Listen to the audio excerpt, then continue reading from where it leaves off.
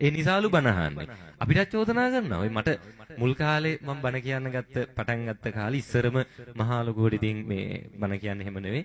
මේ පටන් ගත්ත කාලේ ඔය ධර්ම දේශනා කරද්දී මට ආව චෝදනාවක් මාවරලේ බද්දිය හාමුදුරුවෝ මං කොපි කරනවා කියලා. හරිද? ඔය බණ අහපු ඇත්තෝ දන්නවා ඇති. සමහරු කියනවා මේ චෝදනා කරපුවා හොඳද? බද්දිය හාමුදුරුවෝ කොපි කරන්න එපා මට කියලා තියෙනවා. කතා කරලා කියලා තියෙනවා බද්දිය ස්වාමී මට උන්වහන්සේම කතා කරලා ආශිර්වාද කරලා තියෙනවා අපේ ගෞරවනීය ස්වාමීන් වහන්සේ. අපේ මාවරලේ බද්දිය ගෞරවනීය ස්වාමීන් වහන්සේ ඉතින් උන්වහන්සේම කතා කරලා ආශිර්වාද කළා තියෙනවා. සමහරු කියලා තියෙනවා බද්දිය හාමුදුරුවන්ගේ කටහඬ තියෙන්නේ කියලා චෝදනා කරලා තියෙනවා. දැන් සමහරු කියලා තියෙනවා දැන් ඔය චෝදනා මට මුල් කාලේ එන්න ආවන් පස්සේ මමත් ඇත්තටම මෙහෙම එකක් දන්නේ නැහැ පුද්ගලිකව. මේ පස්සේ මම ওই වීඩියෝ වල එහෙම කමෙන්ට් බලද්දි තියෙනවා එහෙම මේ අනුකරණය කරන්න එපා කියලා. පස්සේත් මම කල්පනා කරා ඇයි ඒක එහෙම වෙන්නේ කියලා. දැන් මමත් අපේ ගමත් මාවරලෙම තමයි. හරිද? මාවරලෙම ඉස්කෝලේ ගිය මමත් කොහොම හරි මම මහාන වෙන්න ආවන් පස්සේ මම බණ කියන්න පුරුදුනේ ධර්මයට යොමු වෙන්න ප්‍රධානම හේතුවක් තමයි අපේ ගෞරවනීය මාවරලේ බද්දිය ස්වාමීන් වහන්සේ. හේතුව තමයි උන්වහන්සේ පුද්ගලික ඇඳුනුම් කමක් තිබෙන්නේ නැහැ. ඒ කාලේ මට අපේ පන්සලේ හාමුදුරු කෙනෙක් හිටියේ උන්වහන්සේ මේ ඔය බද්දිය ස්වාමීන් වහන්සේගේ එහෙම ධර්ම දේශනා මට අහන්න දෙනවා. ඉතින් ඒ කාලේ මහණ වුණ අලුත අවුරුදු 15න් වගේ මම මහණුනේ 15 අවසානයේ මහණ වෙලා කාලයක් ගිහිල්ලා මං බණ අහන්න පටන් ගත්තා. ඇත්තටම කිව්වොත් ඒ ධර්මයේ ශ්‍රවණය කරන්න මං ඇබ්බැහි වුණා. හරිද? මං බණ අහන්න පටන් ගත්තාම පාන්දර 1 2 වෙනවා මට තේරෙන්නේ බද්දිය ස්වාමීන් වහන්සේගේ ඒ ධර්ම දේශනා හැම ශ්‍රවණය කරනවා. පස්සේ මම හිතුවා මං ඒ විදිහට මගෙන් කියවෙනවා නම් සමහර විට බණ අහන නිසාද දන්නේ නැහැ කියලා. ඊට පස්සේ මම කල්පනා කරා හරි බණ අහන එක නවත්තනවා. දැන් බැහැනේ මිනිස්සු චෝදනා කරනවානේ මේ මුල් කාලේ හොඳද? මම බණ අහන එක නවත්තන්න හිතුවා. ඊට පස්සේ ආයි ටික කාලයක් ධර්ම දේශනා කරද්දී ආයි වැටෙනා යටින් මේ කමෙන්ට් කරනවා සෝමහාමුදුරු වගේ කියලා. හරිද? ඒ වෙනකොට මම සෝම ස්වාමීන් වහන්සේගේ ධර්ම දේශනාවත් එහෙම වැඩි හරියක් ශ්‍රවණය කළා නැහැ. ඊට පස්සේ තමයි මම ඒ බණ අහන්න පටන් ගත්තේ. දැන් මම කල්පනා කරා මේ මිනිසු කියන පළියට මට දැන් වෙනස් වෙන්න බැහැනේ. මම මොකෝ කටහඬ වෙනස් කරගන්නදනේ? මම බණ කියන හැටි වෙනස් කරගන්නද? ඊට පස්සේ මම කල්පනා කරා පොඩි වැඩක් පෙන්වන්නද? හරිද? දැන් හිතන්න මම ඇඟිල්ල දික් කරලා අරහේ පෙන්නුවතින් ඔබ බලන් ඉන්න ඕනේ මොකද්ද? මම පෙන්වන අරහෙද මගේ ඇඟිල්ල දිහාද? මම පෙන්වන දිහානේ. හරි මම පෙන්වනවා පැත්ත. ඔබ බලන්න ඕනේ පැත්ත. එහෙම මිසක මගේ ඇඟිල්ල බලන් ඉඳලා වැඩක් තියද?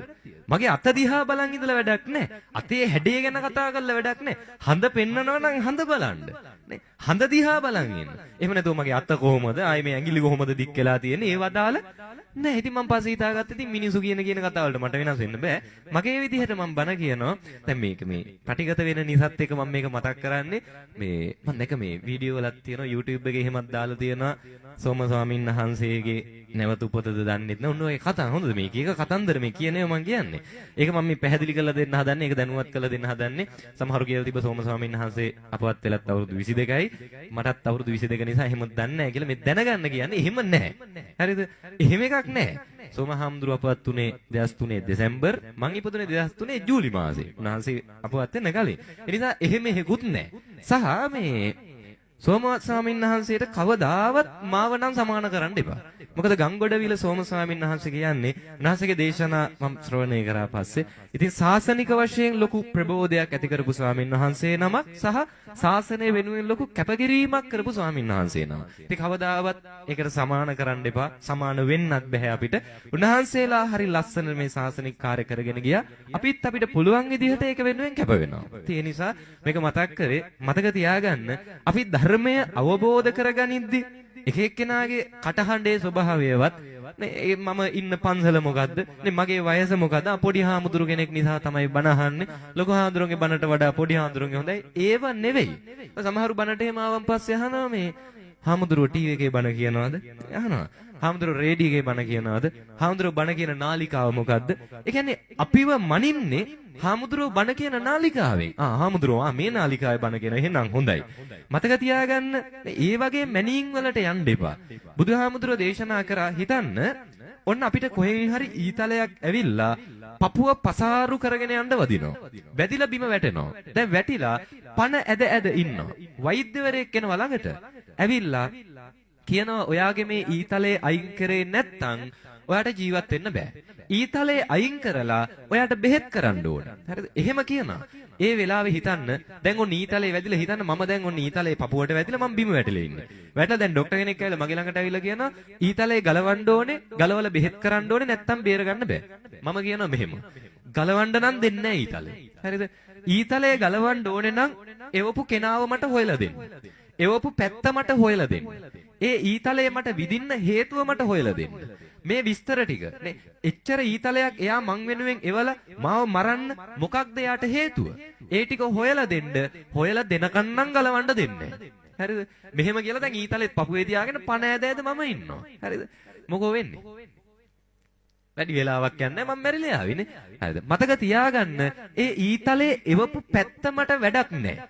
ඒ ඊතලේ එවපු කෙනා මට වැඩක් නැහැ. එවපු හේතුව මට වැඩක් නැහැ. මගේ පණ බේර ගන්න නම් මම මොකද කරන්න ඕනේ? ඒ ඊතලේ ගලවන්න දෙන්න ඕනේනේ. ඊට කලින් වෙනත් හේතු අදාළ නැහැ. ඔය සමහර මාර ප්‍රශ්න අපිට තියෙන්නේ. නේ සමහරුන්ට ප්‍රශ්න තියෙන බුදුහාඳුරු ඉපදුනේ ලංකාවේද ඉන්දියාවේද? ඈ කොහෙද ඉපදුනේ? ඉන්දියාවේ. හා. සමහර මතයක් යනවානේ ලංකාවේ ඉපදුනා කියලා. සමහරු කියනවා බුදුහාමුදුරු ඉපදුනේ ලංකාවේ. සමහරු කියනවා බුදුහාමුදුරු ඉපදුනේ ඉන්දියාවේ. අපිට වැදගත් වෙන්නේ මොකද්ද? කියන්නේ ඇත්තටම අපිට වැඩක් තියද බුදුහාමුදුරු ඉන්දියාවේ ඉපදුනා හෝ ලංකාවේ ඉපදුනා කියන කාරණාව අපිට වැදගත්ද? අපිට වැඩක් නැහැ. බුදුරජාණන් වහන්සේ බෝසතාණන් වහන්සේ ඉපදුනේ ලංකාවේ හෝ වේවා ඉන්දියාවේ හෝ වේවා ඒව පස්සේ හොයන්න බුදුහාමුදුරුවෝ දේශනා කළේ නෑ. ඔය සමහරු ඉන්නවා ලංකාවේ නැද්ද රහතන් වහන්සේලා? ඉන්නවනේ සමහර තැන්වල. සමහරු මේ ඉන්නවා හෙට වෙද්දි රහත් වෙලා. නේ අමුතු අය අපිට ඉන්නේ. නේ සමහරු මේ ඉන්නවා හෙට වෙද්දි බුදු වෙලා. හරිද? අපි කතා කරනවා. ඒ හාමුදුරුවෝ රහත් වෙලාද දන්නේ නැහැ. අපිට වැඩක් තියේද? අපිට වැඩක් නැහැ නේ. අපිට වැදගත් නැහැ. මම කියන්නේ මේ වැඩකට නැති ඒවා ප්‍රශ්න කරගෙන නේ අර ඊතලේ පපුවේ වැදිලා මැරෙන්න ලං වෙච්ච වෙලාවේ ආපු පැති හොයන්න එපා. එවපු අය හොයන්න එපා. කෙනෙක් රහත් වුණාද නැද්ද? බුදුහාමුදුරුවෝ ලංකාවේ ඉපදුනාද නැද්ද? නේ ඒ හාමුදුරුවෝ කොහෙන් ආවද නැද්ද? ඒව අදාළ නැහැ. කටහඬ කොහොමද නේ? ඒව අදාළ නැහැ. වැදගත් වෙන්නේ මොකද්ද? මේ ධර්මය අවබෝධ කරගන්න. පැහැදිලිද? ඒ නිසා ධර්මය එකතු කරගන්න බුදුරජාණන් වහන්සේ මම මේ කියන වචන ටික හොඳට ජීවිතයට ගන්න. බුදුරජාණන් වහන්සේගේ ධර්මයත් එක්ක ඉස්සරහට යන්න කවදාවත් වරදින්නේ නැහැ.